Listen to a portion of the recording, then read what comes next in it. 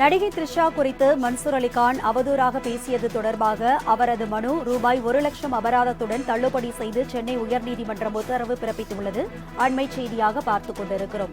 இது தொடர்பான கூடுதல் விவரங்களை செய்தியாளர் கிருஷ்ணா வழங்க கேட்கலாம். கிருஷ்ணா, விவரங்களை பகிர்ந்துக்குங்க. வணக்கம்.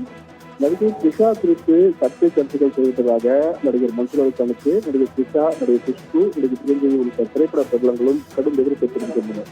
தேசிய மகளிர் ஆணைய தேர்தலின்படி சென்னை ஆயிரம் விளக்கு அனைத்து மகளிர் காவல் நிலையத்தில் நடிகர் மன்சூர் அலிகானுக்கு எதிராக வழக்கம் பதிவு செய்யப்பட்டுள்ளது. இந்த விவகாரத்தில் நடிகர் மன்சூர் அலிகான் மன்னிப்பு கோர நடிகர் த்ரிஷாவும் அந்த மன்னிப்பை ஏற்றுக்கொள்ளும் வகையில் தனது எக்ஸ் வலைதளத்தில் பதிவிட்டிருந்தார்.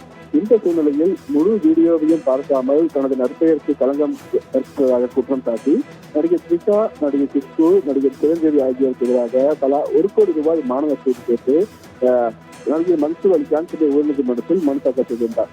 இந்த மனு நீதிபதி என் சதீஷ்குமார் முன்பு இன்று விசாரணைக்கு வந்தபோது நடிகர் த்ரிஷா தரப்பில் 3 பேருக்கும் எதிராக ஒரே வழக்காக தாக்கல் செய்ய முடியாது என்றும் தன்னை பற்றி சர்ச்சைக்குரிய கருத்துக்கள் தெரிவித்த மன்சூர் அலிகான் குற்ற நடவடிக்கை எடுக்கப்பட்டதை தொடர்ந்து நிபந்தனையற்ற மன்னிப்பு கோரினார் என்றும் தனது கருத்து எதிர்ப்பு கருத்துதான் என்றும் வாதிடப்பட்டது. மன்சூர் அலிகான் தரப்பில் 3 பேருக்கு எதிராகவும் ஒரே வழக்காக தாக்கல் செய்ய முடியும் என்றும் தான் பேசிய வீடியோவை தாக்கல் செய்ய தான் தயாராக இருப்பதாகவும் தரப்பில் தெரிவிக்கப்பட்டது.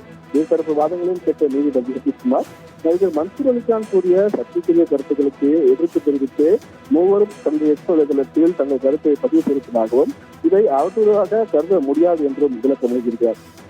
பெண்களுக்கு எதிராக கருத்து தெரிவிக்கும் போது அதற்கு அனைவரும் எதிர்ப்பு தெரிவிப்பது மனித இயல்பு என்றும் இதே விவகாரத்தில் மன்சூர் அலிகான் மன்னிப்பு கோரியுள்ளார் என்றும் உறுதியில் நடைபெற்ற சட்டப்படி 3 பேருக்கு எதிராக ஒரே நேரத்தில் வழக்கு தொடர முடியாது என்று நீதிபதி சதீஷ்குமார் தெரிவித்திருக்கிறார்.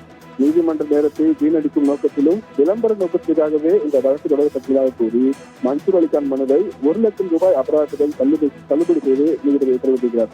இந்த அபராத தொகையை 2 வாரங்களில் சென்னை அடையாறு புற்றுநோய் மருத்துவமனைக்கு செலுத்த வேண்டும் எனவும் மன்சூர் அலிகானுக்கு நீதிபதி உத்தரவிட்டிருக்கிறார். அரசில் கிருஷ்ணா, உங்களுடைய விவரங்களுக்கு நன்றி.